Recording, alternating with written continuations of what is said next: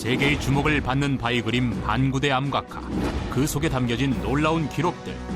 아주 뛰어난 세계에서 유례 없는 그런 그 암각화를 만들어내고 있다. 반구대 암각화 속 67마리의 고래는 어떤 비밀을 품고 있을까? 고래 사냥의 대소사시, 그 다음에 당시에 그 고래 사냥 집단의 역사, 이런 것들을 표현한다. 역사 이전의 시대, 인류의 삶과 생태계의 정보를 담은 생생한 기록.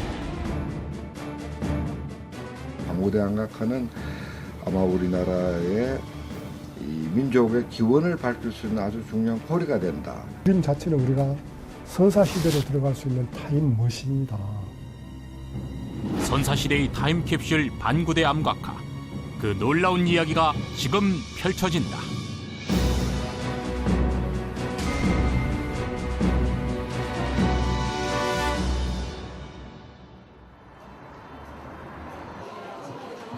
지난 3월 울산문화예술회관에서 아주 특별한 공연이 열렸다. 울산 시민들에게 더욱 각별한 의미를 갖는 공연이었다.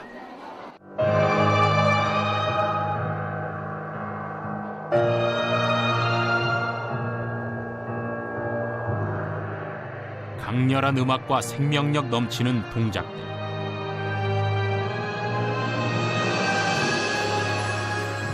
기원후 암각화라는 이 작품의 모티브가 된 것은 울산에 위치한 국보 반구대 암각화. 문화유산이 한편의 무용으로 다시 태어난 것이다.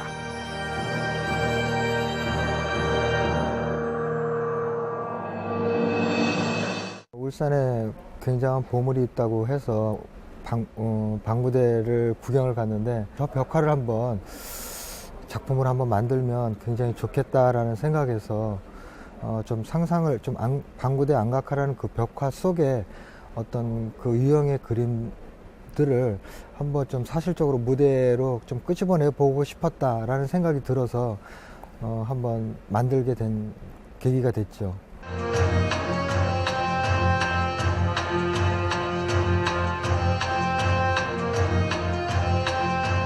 2012년 초연후 이 작품은 놀라운 반응을 이끌어냈다.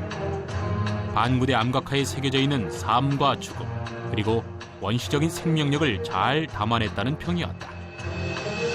선사시대의 기록 반구대 암각화는 이렇게 지금도 살아있는 것이다.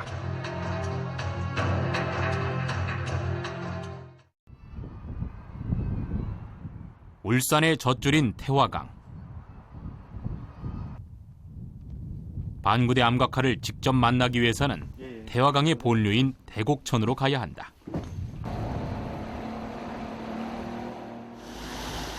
태화강을 따라 서북쪽으로 약 26km가량을 거슬러 올라가게 되는 것이다.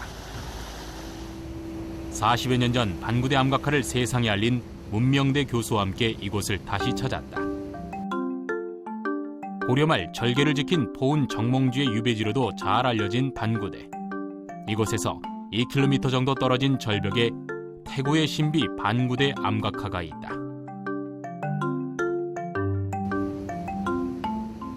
하지만 1년 중 암각화를 제대로 볼 수 있는 날은 많지 않다. 댐의 수위 조절로 인해 물에 잠겨 있는 날이 많기 때문이다. 댐의 이제 수위가 낮아지는 그 기간으로 보통 겨울철부터 봄부터 그 초여름까지 그 장마가 오기 전까지 한 4, 5개월 정도 되는 것 같습니다. 다행히 완전히 모습을 드러낸 반구대 암각화. 바위나 절벽을 쪼거나 새기는 기법으로 그린 암각화는 암화, 바위 그림으로도 불린다. 지금으로부터 40여 년 전인 1971년 문명대 교수는 처음으로 반구대 암각화와 만났다. 우연한 만남이었다. 동네 사람들이 와서 우리 마을 밑에 보면은 우리가 낮잠 자는 곳이 있는데 그게 보면 호랑이 그림 같은 그런 것이 있다고 그 한번 조사해 보시라고 그래요. 그래서 그러면 그렇게 하겠다고 그래서 그 물이 빠지는 겨울을 또 기다려서 12월 24일 날 내려왔습니다. 반구대 저기에서 배를 타고 내려왔는데 저기서 모퉁이를 돌아서 봤더니 여기가 바위가 반질반질해요. 저 다른 바위들하고 영 틀립니다. 멀리서 보면은 그 우리가 발견했을 때 여기까지 물이 차 있어서 우리가 여기다가 배를 이렇게 대가지고 큰 배입니다. 나무 배인데 큰 배를 이렇게 딱 붙여가지고 이렇게 대고 저기 그 그림들을 그 건탁을 했습니다. 연필로 가지고 종이를 대가지고 꼭 모양을 떠는 그런 건탁을 하고 사진 찍고 조사를 하고 이게 굉장히 오래된 그런 암각하구나. 예기치 못한 발견은 우리 역사학계와 고고학계, 미술사학계의 흥분을 불러일으켰다. 가장 오래된 미술 작품이자 기록으로 놀라운 가치를 갖고 있었다. 여러 분야의 전문가들이 관심을 갖게 되었다. 조사를 거듭할수록 암각화가 갖고 있는 새로운 면모가 드러나기 시작했다. 암각화에는 어떤 것들이 담겨져 있을까? 저쪽에는 고래가 제일 많고 저쪽으로는 사슴, 호랑이, 멧돼지 이렇게 육지 동물이 묻동물이 많아서 어느 정도 구별이 가능합니다. 그래서 물묻 동물들이 총집합되어 있는 이런 그 세계 유례없는 아마 이런 애는 전혀 없습니다.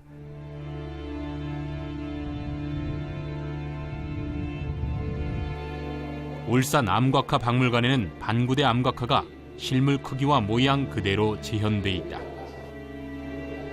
가까이 접근하기도 직접 보기도 어려운 반구대 암각화를 더욱 가까이 만날 수 있도록 한 것이다. 폭 10m, 높이 3m가량의 바위 위에 그려진 그림은 약 300여 점. 하지만 시간과 자연 속에서 흐릿해진 형상들을 정확하게 파악하기는 쉽지 않다. 이 그림들을 한눈에 볼 수는 없을까? 국립문화재연구소는 3D 스캐닝을 통해 반구대 암각화를 입체 이미지로 완성하는 작업을 마쳤다. 보다 또렷한 형상을 생생하게 볼 수 있게 된 것이다. 반구대 암각화를 계속 물에 잠기고 또 훼손이 되기 때문에 스캔을 해서 기록화를 하려는 게 가장 큰 목적이었습니다. 그리고 거기서 덧붙여서 좀 정밀한 스캐너를 이용해서 암각화의 그 깊이라든지 이런 것을 통해서 제작 연대라든지 수법 이런 것도 나중에 연구자들이 밝힐 수 있도록 좀 더 정밀한 스캐닝을 하게 된 것이죠. 연중 7개월가량 물에 잠겨있는 반구대 암각화. 날이 갈수록 그 형상은 흐릿해져만 가고 있다. 국립문화재연구소의 실측과 스캔 작업 또한 쉽지만은 않았다. 2004년도 3월부터 약 한 5월까지 했던 것으로 기억을 합니다. 그런데 그때는 이제 갈수기가 와서 완전히 암각화가 노출이 돼 있었죠. 그런데 그 스캐닝을 하는 면적 자체가 15cm에서 18cm 정도 되는 사각형 정도 규모로 밖에 안 찍힙니다. 그래서 하루에 한 3제곱미터 정도의 면적을 스캐닝 할 수 있었고요. 그것도 밤에만 할 수밖에 없었습니다. 그래서 총 작업일수는 40일 정도, 40에서 45일 정도의 시간이 걸렸죠. 3D 스캔 작업을 통해 되살아난 반구대 암각화는 어떤 모습일까? 300여 점의 도상들을 한눈에 볼 수 있도록 지원해 보았다.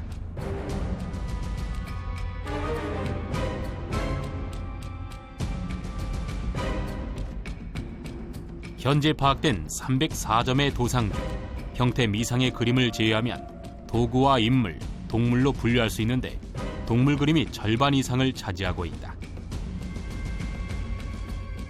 고래와 같은 바다 동물부터 호랑이, 사슴, 멧돼지와 같은 육지 동물이 다양하게 표현돼 있다. 선사인들은 왜 이렇듯 많은 동물을 그린 것일까?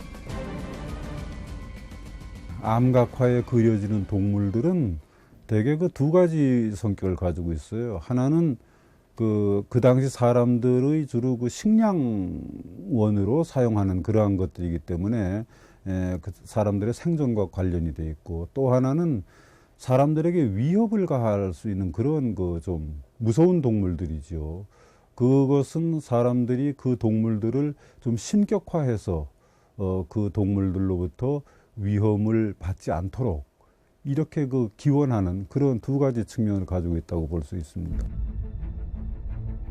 67마리로 가장 많은 수를 차지하고 있는 고래. 한때 고래잡이로 유명했던 울산의 특성을 확인할 수 있는 그림들이다. 고래는 그 여러 가지 아주 사람들에게 좀 그 신비한 그런 것을 보여주는 동물입니다. 물 속에 사는 고기이면서도 새끼를 낳는 포유류이기도 하고, 그 다음엔 그 거대함, 이거는 뭐 사람들이 바로 신격화할 수 있는 아주 중요한 요소이기도 하고요. 그 다음엔 한 마리를 잡으면 수많은 사람들이 오랜 기간 동안 식량을 확보할 수 있는 대단히 그 경제적으로도 중요한 동물이죠. 그렇기 때문에 고래는 그 고래를 사냥하는 잡는 그러한 지역에서는 암각화의 소재로서 많이 등장을 합니다. 하나의 안면 속에 이렇게 많은 고래가 67마리의 고래가 그려져 있어요. 그러니까 하나의 바위면에 이렇게 많은 고래가 그려진 예가 없다라는 거죠. 그거는 이 어떤 특정 바위 그림 속에 특정한 제재가 4분의 1 정도 차지해야 한다는 것은 그게 압도적이고 절대적인 제재라는 이야기가 가능한 거죠. 사실 그래요. 고래가 중심 주제가 돼서 그려진 유적은 별로 없다라는 거죠. 그렇기 때문에 이제 이 그림이 이제 세계 문명사에서, 세계 포경사에서, 세계 포경 생태학계에서 중요한 의미가 이렇게 있다, 이런 이야기를 할 수가 있죠. 3마리의 고래가 나란히 물을 내뿜고 있는 그림을 보자 V자 형태의 물기둥이 또렷하게 표현돼 있다. 고래는 종류별로 물을 뿜어내는 모습이 제각각 다르다고 한다. V자로 물을 내뿜는 고래는 바로 북방 긴 수염고래다. 그런가 하면 몸체에 긴 선이 그어진 고래를 볼 수 있다. 독특한 주름선을 가진 이 고래는 바로 대왕고래다. 암각화 오른편에서 입이 뭉툭한 고래 한 마리를 발견할 수 있다. 향고래로도 불리는 향유고래가 실제로 뭉툭한 입 모양을 하고 있다. 반구대 암각화에서는 많게는 11종의 고래를 볼 수 있다. 이 그림을 그린 이들은 고래의 특징을 잘 알고 있었을 것이다. 이 행태 하나하나를 보면 너무나 자연주의적인, 조금 더 한 걸음 더 나가면 굉장히 사실적인 이렇게 그림을 그려놨거든요. 그럼 뭐냐면 그 사람들이 고래에 대해서 굉장히 해박한 지식을 지니고 있었다는 것을 우리가 이 그림을 통해서 알 수가 있는 거죠. 반구대 암각화를 통해서 선사인들의 지식뿐만 아니라 기술 수준까지 파악할 수 있을까? 고대 선박연구의 권위자 이원식 박사는 반구대 암각화에서 고대 선박의 원형을 찾을 수 있다고 이야기한다. 고래를 잡아가지고서 그거를 이제 배에다 매달아가지고서 예인하는 그런 배가 있어요. 거기에는 사람들이 한 18명 정도, 그 이상 정도 타가지고서 그걸 예인하고 있고, 배 앞에 이제 보게 되면은 고래를 잡는 포경선, 요새로 포경선, 그런 잡는 배가 있고, 그 다음에 그 포경선을 이제 인도해가지고 하는 그러한 소위 얘기하는 감독선이라고 할까? 그런 배들. 이제 이러한 배들이 이제 나타나고 있습니다. 반구대 암각화에 그려진 배들은 상당히 발달된 형태를 갖추고 있다. 선박의 앞과 뒤가 날렵하게 솟아있다. 이처럼 발달된 배를 어떤 도구로 만들 수 있었을까? 석기시대의 돌도끼나 돌자기로는 불가능했을 것으로 추정된다. 즉, 암각화의 배들은 청동기 이후에 그려졌을 가능성이 있다.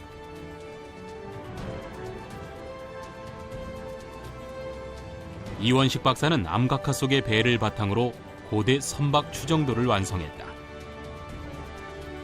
그런데 곡선을 이루는 선측선이 상당히 낯익은 모습을 띠고 있다.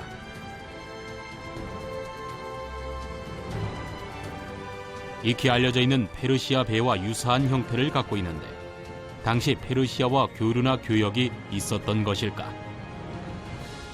우리나라의 방구대 암각화 같은 그러한 암각화에 그려져 있는 배들, 이런 것들이 이제 이 이집트, 그리스, 로마, 그리고 페니키아, 그 다음에 저쪽 북쪽으로 올라와서 스칸디나비아 이런 데도 있습니다.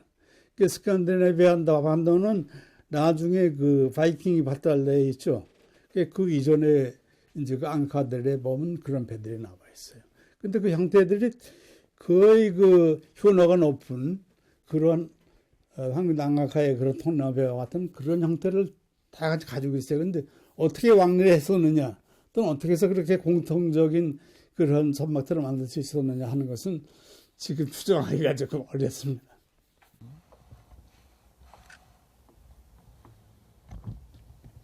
그렇다면 반구대 암각화는 언제 새겨진 것일까? 그 실마리를 찾기 위해서는 동물 그림에 주목해야 한다. 호랑이 그림들이 여기 있습니다. 여기 얼룩 뭐 표범 같은 그런 종류 호랑이고, 이것도 호랑이가 서 있는 모습이고, 이게 새끼를 뱉는 것 같아요. 여기는. 반구대 암각화 속의 동물을 통해 우리는 당시의 사냥이나 수렵의 행태, 그리고 선사인들의 경제 활동을 살펴볼 수 있다. 특히 눈여겨봐야 할 그림은 가슴 부분에 작사를 맞은 것 같은 고래 그림이다. 작사를 기가 막히게 표현을 했는데요. 잘 보시면 작살이 박힌 부분은 그 고래 살 속에 박히게 이렇게 쪼기로, 고래 몸통하고 쪼기를 해놨고요. 그 다음에 안 박힌 부분은 그냥 면으로 돼 있어요. 이렇게 선만 이렇게 그려져 있고, 그런 부분, 그런데 놀랍게도 그 부분이 고래의 심장 부분이에요. 그러니까 고래의 심장 부분을 일격을 가야 되는 거예요. 정확하게. 그렇지 않으면 그 고래가 성이 나가지고 배를 뒤집을 수도 있고 막 이러니까요. 지난 2010년 울산에서 놀라운 유물이 출토되었다. 암각화 속의 고래잡이가 선사시대 울산에서 실제로 이뤄졌음을 보여주는 유물이다.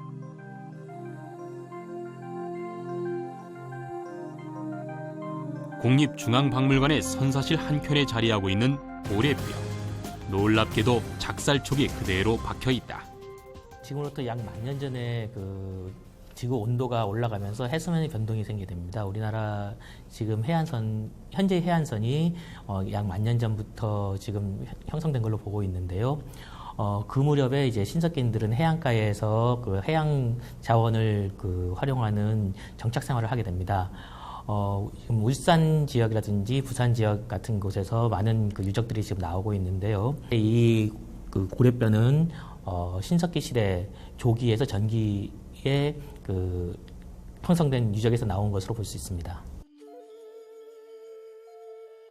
울산 황성동 해안에서 다양한 신석기 시대 유물들과 함께 출토된 작살촉이 꽂힌 고래뼈는 고래잡이와 관련한 여러 가지 논란을 잠재울 수 있는 증거가 되었다고 한다. 방구대 암각화에서 보듯이 그 배를 타고 나가서 고래를 잡는 모습으로 고래를 잡았을 것이라는 것과 함께 해안으로 선에 온 그 고래를 잡았을 것이라는 주장 등 다양한 주장들이 있었는데요. 바로 이 작살에 맞은 그 고래뼈가 발견됨으로써 그 배를 타고 먼 바다로 나가 고래를 잡았다는 것을 증명하는 그러한 물건이라 할 수 있겠습니다. 울산 황성동에서 출토된 고래뼈를 전시 중인 울산 암각화 박물관. 이 발굴을 통해 한반도 포경의 역사는 7천여 년 전인 신석기 조기부터 시작되었다는 가설이 성립하게 되었다. 그렇다면 같은 시기의 인류가 반구대 암각화를 그린 것일까? 역시 다양한 가설이 존재한다. 반구대 암각화가 새겨진 시기는 지금 뭐 다양한 그 설들이 있는데, 오래되기로는 뭐 구석기 시대에서부터 최근에는 이제 신석기 시대에 새겨졌다고 하는 설들이 많이 이제 등장을 하고, 그리고 이제 대다수 아직 그 주류를 이루고 있는 그러한 것은 청동기 시대 설입니다. 나 또한 청동기 시대라고 지금 생각을 하고 있는데, 이것이 청동기 시대로 보는 이유는 이 북아시아, 특히 그 시베리아 남부를 쭉 관통해서 존재하는 암각화들, 중국 북부라든가 몽고 쪽에 그 존재하는 암각화들 중에서 청동기 시대 암각화들이 이 반구대 암각화와 새겨지는 기법이라든가 그 내용상 유사한 점이 상당히 많습니다. 알타이 산맥을 따라 몽골까지 사슴이나 사냥을 그린 청동기 암각화들은 반구대 암각화와 상당히 닮아 있다. 실제로 울산에서는 청동기 시대의 유적과 유물이 집중적으로 발견되고 있다. 그렇다면 반구대 암각화를 그린 것은 정착 생활을 했던 청동기인들일까?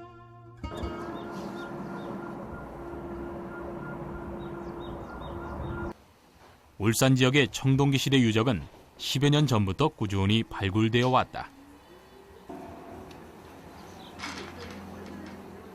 현재도 유적지에서 출토된 토기를 비롯한 유물을 복원하고 보존 처리하는 작업이 한창 진행 중이다.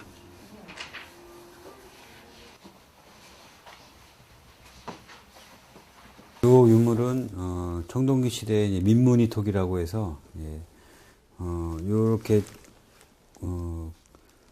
손잡이가 조그마한 손잡이가 이제 양옆에 동체부에 2개가 달려 있는데, 이런 토기가 울산 지역 청동기 시대 민무늬 토기의 특징 중에 하나라고 할 수가 있겠습니다. 울산 지역 같은 경우에는 청동기 시대 유적이 거의 밀집도가 대단히 높습니다. 그래서 확인되는 주거지나 집터 그런 데서는 이런 토기가 예외 없이 다 출토된다고 보시면 되겠습니다. 농경 사유가 시작되었던 청동기 시대. 하지만 유물을 살펴보면 수렵 채집 생활의 비중 또한 컸음을 알 수 있다. 도구를 만드는 기술 역시 상당히 발달된 시기가 바로 청동기다.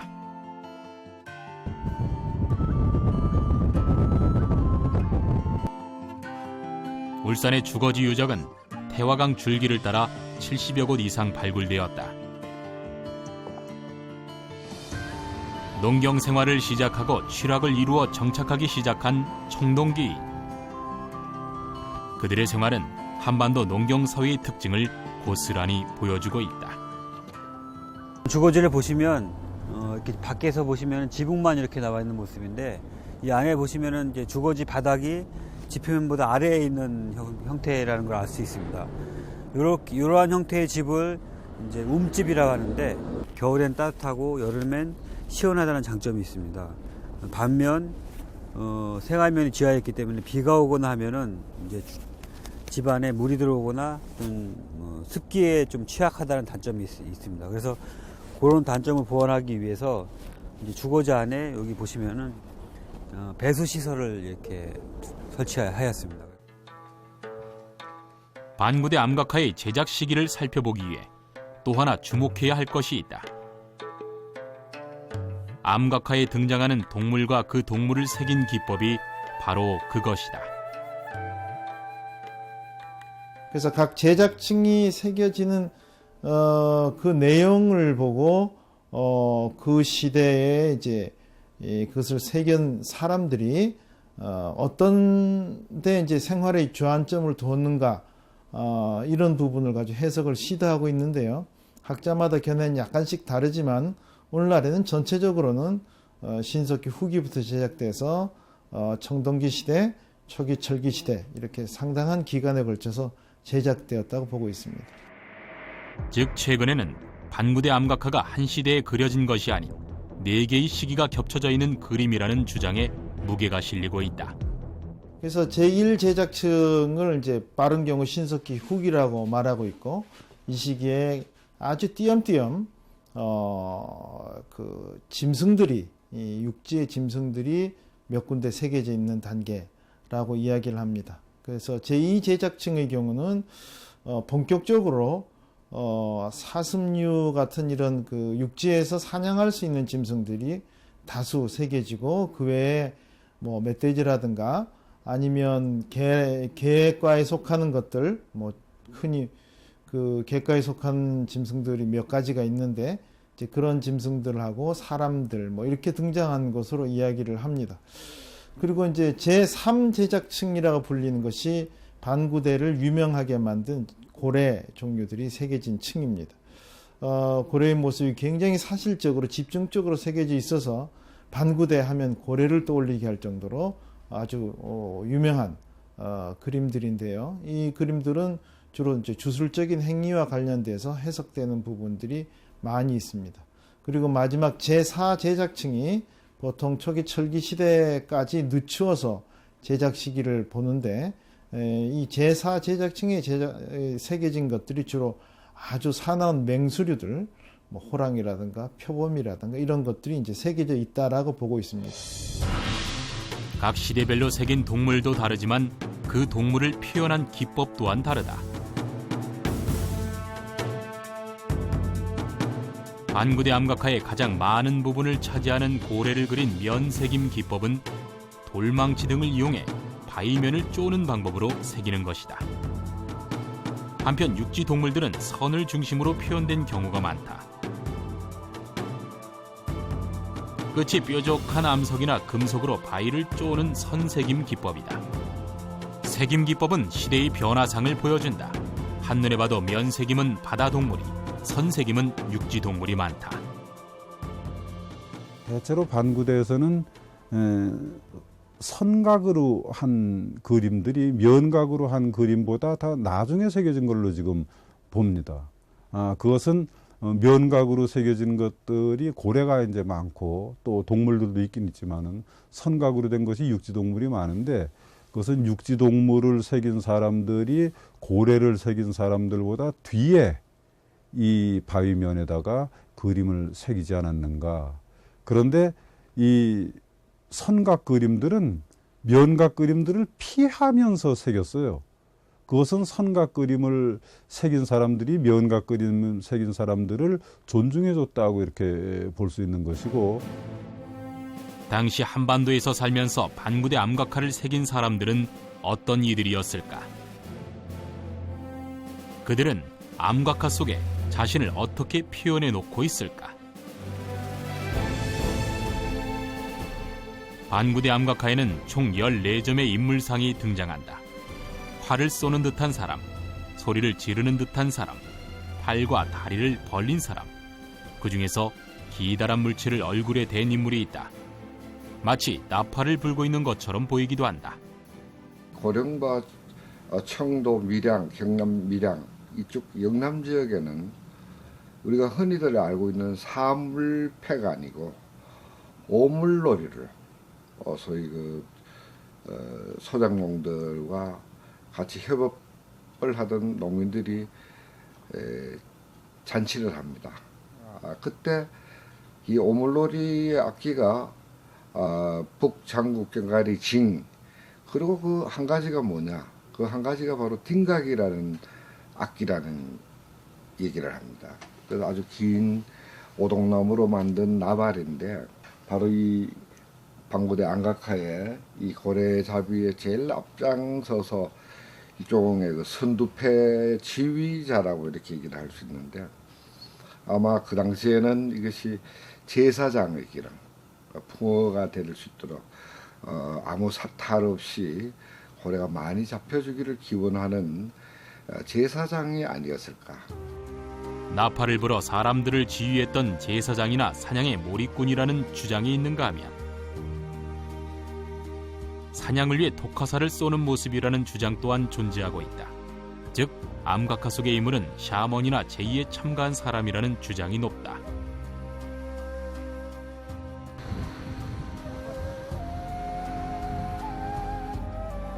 그렇다면 우리나라에는 얼마나 많은 암각화가 있을까? 태백산맥 아래쪽을 중심으로 20여 곳 이상 발견된 것으로 알려져 있다. 반구대 암각화를 제외한 암각화들은 추상적이고 상징적인 기호를 새겨놓은 경우가 많다. 대부분이 신성 암각화인 것이다.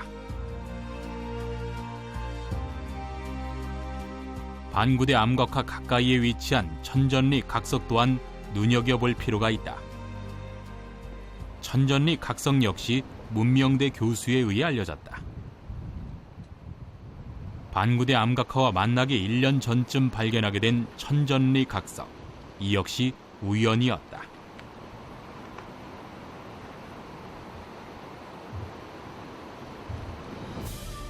높이 2.5m, 폭 9.5m의 바위면에 빼곡히 들어차 있는 다양한 문양과 기호, 그리고 명문들. 당시 조사를 함께했던 이들의 눈길을 끈 것은 각석 하단부의 한자였다. 신라시대 화랑의 이름이 발견되면서 언론 역시 화랑 유적으로 보도하기도 했다. 1970년도에 내가 3년 동안 우리 동국대학 박물관에서 울산 지역 불적 조사를 한 적이 있습니다. 탑이 무너진 게 저기 있고, 이 바위에도 희미한 뭐가 있다고 그래서 그림 같은 뭐 그런 거 이상한 게 있다 해서 바로 탑을 보고 이리로 와서 봤더니 바로 이런 선사시대 암각화하고 이 역사시대의 여러 가지 기록들이 남아 있어서 처음에는 이것이 정확한 성격을 모르고 여기에 보면은 화랑 이름들이 많이 나오기 때문에 화랑 유적으로서는 분명하고 이외에 있는 기항 무늬들은 신라 시대보다는 더 올라가는 그런 것이 아니겠느냐. 현재 눈으로 식별 가능한 한자는 총 300여 자. 대부분이 언제 누가 다녀간다는 간단한 기록이지만 역사서에서도 볼 수 없는 기록 또한 존재한다. 버풍왕을 성버풍대왕으로 표현한 것을 직접 볼 수 있는가 하면 을사년에 사부지 갈문왕이 3사람을 대동하고 이곳을 다녀갔다는 명문 또한 확인할 수 있다.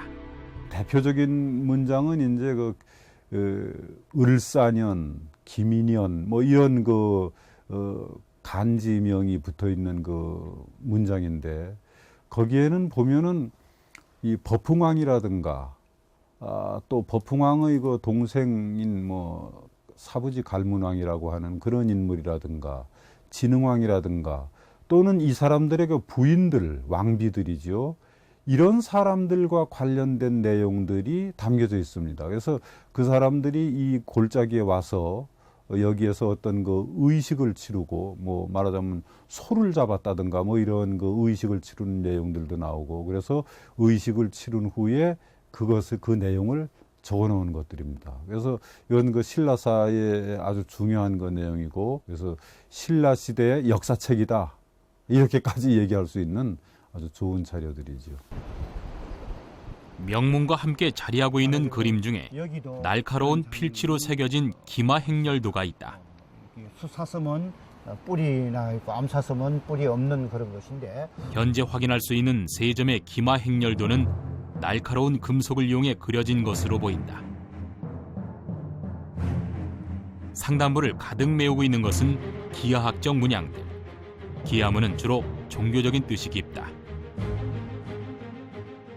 천전리 암각화에서 주류를 이룬 것은 주로 기하문들입니다. 이 기하문들은 주로 청동기 시대의 종교와 관계가 깊이 있다고 생각을 보통 하고 있어요. 그래서 구체적인 해석에선 차이가 좀 있긴 하지만 역시 기우제라든가 이런 종교적인 행사와 관계가 깊다고 보고 있고, 그 외에 역사 시대의 작품으로서 이제 용이라든가 못에 물이 이렇게 휘도는 장면이라든가 이런 것들이 있어서 역시 이 천전리 각석은 기본적으로는 기우제나 그런 당시의 종교적인 필요를 구체적으로 보여주는 그런 좋은 유적이라고 볼 수 있습니다. 천전리 각석 역시 4단계의 제작 시기를 갖고 있다. 제1층은 반구대 암각화와 같은 사실적 묘사의 시기, 그 다음은 굵직한 선으로 기하문을 새겨 넣은 층, 제3층은 날카로운 도구로 긁어서 새긴 작은 그림들, 제4층은 5세기 이후 신라시대에 새겨진 다양한 그림과 명문들이다. 천절리 암각화는 우리의 선사시대 문화를 한마디로 압축해 놓은 선사시대의 대개 청동기로 새겼는데 청동기 시대 우리나라 역사의 압축이다. 한마디로 역사서다. 이렇게 해석을 할 수가 있습니다. 그래서 이 한 장의 돌이 가지는 의미는 무궁무진해서 그 시대의 역사를 복원하는데 상당히 도움을 되는 것이다. 이것은 당시의 사상과 의식과 종교와 또 문자와 역사와 이런 모든 것을 함축하고 있는 한 장의 역사의 돌이다. 여러 시대에 걸친 사람들이 같은 바위면에 기록을 남긴 까닭은 무엇일까? 천전리 각성이나 반구대 암각화가 자리하고 있는 장소는 특별한 의미가 있는 것일까? 바위 그림이 그려지는 자리는 항상 물과 가까이 있어요. 물이 없는데 바위 그림 없어요. 물이 일단 첫째 조건이고 그 다음에는 외딴 봉우리나 혹은 산줄기의 끝자락 이런 데 주로 그려지고요. 그 다음에 이 바위들이 대부분 동쪽이나 혹은 동남쪽으로 향한 곳에 그려지고 또 이제 네 번째로는 바위 그늘을 이루고 있다는 거예요. 바위 그늘. 대부분이 아주 성스럽게 여길 수 있는 그런 부분에 이렇게 자리하고 있다는 거예요. 그 다음에 물가에 자리하고 있다. 그리고 바위에 새겼다. 그래서 그런 것들을 이제 바위라든지 바위의 그 영원성이라든지 그 다음에 물의 그 생명성, 생산성, 그 다음에 그 거룩한 그 장소의 그 종교적인 상징성 이런 것들로 볼 때 상당히 그 시대의 그 집단들이 함부로 그걸 그린 게 아니고 아주 성스러운 마음을 가지고 그런 것들을 표현하고 거기에서 이제 어떤 생활의 의식들을 진행했다는 거죠. 그 시대를 살았던 이들이 가장 신성하게 생각하는 장소에 생생한 기록으로 남겨놓은 수많은 정보들. 이것은 후대의 교육을 위한 기록일 수도, 소통을 위한 것일 수도, 종교적인 의식의 일환일 수도 있다. 즉, 바위면 위의 삶과 종교, 자연이 모두 담겨 있는 것이다. 어떤 면에서는 종합적인 소위 지식과 정보를 전달하는 하나의 중요한 매체다. 저는 이 반구대 암각화라고 그러는데 실질적으로는 그림이죠. 문자가 없었던 그 당시에 암각화는 바로 그 당시의 글자다. 그러니까 어떻게 보면 지식을 전달하는 하나의 기호라고 이렇게 해석할 수 있죠. 그래서 반구대 암각화, 반구대 암각 문자다라고 해도 과언이 아닐 정도다. 반구대 암각화는 뜨거운 논란의 중심에 서 있다. 사연댐이 건설된 1965년 이후 반구대 암각화는 48년간 대부분이 물에 잠겨 있었다. 세계가 주목하는 문화유산을 물에 잠긴 채로 둘 수 없다는 주장이 계속되고 있다. 올해 초 반구대 암각화를 사랑하는 시민과 전문가들이 함께 모임을 결성했다. 보전 문제를 함께 고민하기 위한 것이다. 수몰 된 후에 발견이 됐기 때문에 이걸 이제 구제하는 데 대한 여러 가지 방안을 강구를 하고 있습니다만 울산시에서는 역시 지금 식수로 사용하고 있거든요. 아주 그 양질의 식수인데 이 물을 어떻게 소멸시킬 수는 없다 이거죠. 그러나 또 문화재 보호 측면에서 보면은 또 암각화는 또 주변 환경이 중요하지 않습니까? 암각화도 중요하지만 그래서 주변의 환경을 되살리는 복원하는 그런 의미에서 이 환경이 상당히 중요한데 근데 서로 이제 문화재청과 지방자치단체의 그 의견이 대립이 되니까 이제 상호 어떻게 좀 좋은 방안을 창출해가지고 보존 대책을 마련해야 될 것 같습니다. 모두 함께 머리를 맞대어 합리적인 방안을 마련하는 한편 반구대 암각화가 갖는 의미와 가치를 널리 알리기 위한 노력을 시작한 것이다. 고래잡이를 했다는 증명은 방구대 안각화에서 유일하게 거기에 볼 수가 있습니다. 그 다음에 수렵을 했다는 것, 이런 것들이 굉장히 적나라하게 묘사되어 있기 때문에 특히 인류 문화사에 큰 족적을 남겼다. 저같이 이렇게 공대 교수들 또는 전공이 좀 다른 분야의 다양한 사람들이 참여를 해서 거기에서 주는 어떤 의미라든지 또는 이게 저 같은 경우는 공학적으로 또 해석도 해보고 그런 작업들이 필요하면 좋을 것 같다는 생각이 듭니다. 역사 이전의 시대를 살았던 이들이 정성어린 손길로 남긴 태고적 기록들.